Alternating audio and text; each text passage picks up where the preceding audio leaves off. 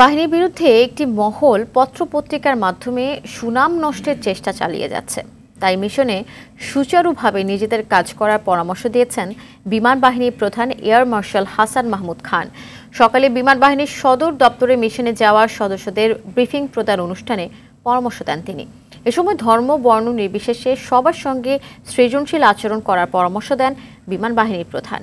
মধ্য আফ্রিকার প্রজাতন্ত্রে নিয়োজিত জাতিসংঘের শান্তিরক্ষা মিশনে যোগ দিতে আগামী 17 জুন বাংলাদেশ ছাড়ছেন বিমান বাহিনীর 125 জন সদস্য।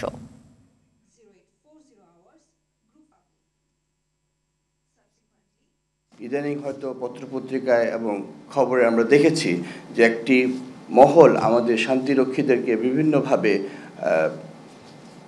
অপমান করার বা অন্যভাবে আমাদেরকে করার চেষ্টা করছে। এই জন্যেই আমাদের আরও বেশি সজাগ এবং সচেষ্ট থাকতে হবে, যাতে আমাদের ওইখানকার কোনো কাজ যাতে আমাদের সুনামকে ক্ষুণ্ণ না করতে পারে।